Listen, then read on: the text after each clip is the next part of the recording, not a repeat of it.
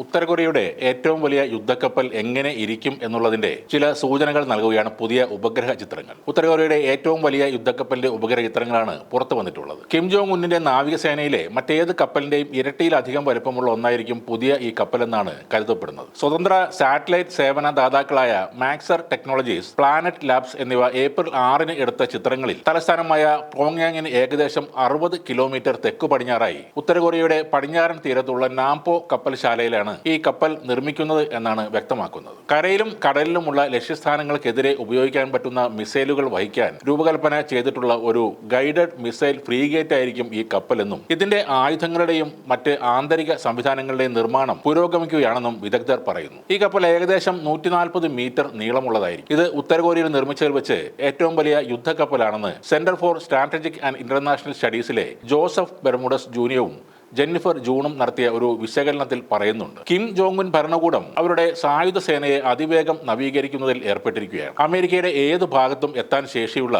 പുതിയ ആയുധങ്ങളും ഭൂഖണ്ഡാന്തര ബാലിസ്റ്റിക് മിസൈലുകളും അവർ വികസിപ്പിക്കുകയാണ്. ആയുധങ്ങൾ വികസിപ്പിക്കാൻ ആവശ്യമായ വസ്തുക്കളും സാങ്കേതിക വിദ്യയും ലഭ്യമാക്കുന്നതിന് ഐക്യരാഷ്ട്രസഭയുടെ ഉപരോധം ഉണ്ടായിരുന്നിട്ടും ഉത്തര കൊറിയ ഈ പരിശ്രമങ്ങൾ തുടരുകയാണ്. കാരണം ഉക്രൈൻ യുദ്ധം ആരംഭിച്ചതിന് ശേഷം റഷ്യയുമായുള്ള അടുത്ത ബന്ധം ഉത്തര കൊറിയക്കുണ്ട്. UN ഉപരോധം മറികടക്കാൻ ആ ബന്ധം അവരെ സഹായിക്കുന്നുണ്ടാകാം എന്നാണ് വിദഗ്ധരും കരുതുന്നത്. ഉത്തര കൊറിയ ആയുധങ്ങൾ നവീകരിക്കുമ്പോൾ ഒരു ഭാഗത്ത് ഇറാനും തയ്യാറെടുക്കുകയാണ്. അമേരിക്കയുമായുള്ള ചർച്ചകൾ ഉൾപ്പെടെ തന്റെ രാജ്യത്തിന്റെ ആണവ ചർച്ചകളിൽ നിർണായക പങ്ക് വഹിച്ച വ്യക്തിയാണ് ഇറാനിലെ അബ്ബാസ് അരാക്ചി. സമാധാനപരമായ ആണവോർജ്ജത്തിനുള്ള ഇറാന്റെ അവകാശത്തെപ്പറ്റി അദ്ദേഹം നിരന്തരം ഊന്നി പറഞ്ഞിട്ടുണ്ട്. ആണവ വിഷയങ്ങളിൽ അന്താരാഷ്ട്ര സമൂഹവുമായി സഹകരിക്കാൻ ഇറാൻ തയ്യാറാണെന്നും എന്നാൽ സമ്മർദ്ദത്തിനോ ഉപരോധത്തിനോ വിധേയമായി ചർച്ചകൾ നടത്തില്ലെന്നും അരാക്ചി സമീപകാലങ്ങളിൽ ആവർത്തിച്ചു പറഞ്ഞിട്ടുണ്ട്. ആരുടെയും സമ്മർദ്ദത്തിന് ഇറാൻ മുതിരില്ലെന്നും അത്തരം ഭീഷണികളുമായി രാജ്യത്ത് കാലുകുത്തിയാൽ രാജ്യം ശക്തമായി തിരിച്ചടിക്കുമെന്നും അരാക്ചി മുന്നറിയിപ്പും നൽകിയിട്ടുണ്ട്. അമേരിക്കയുമായി അടുത്ത മാസം നടക്കുന്ന ചർച്ചകളിലും വിട്ടുവീഴ്ചകൾ ഒന്നും തന്നെ ഇറാന്റെ ഭാഗത്തു നിന്നും ഉണ്ടാകില്ലെന്ന്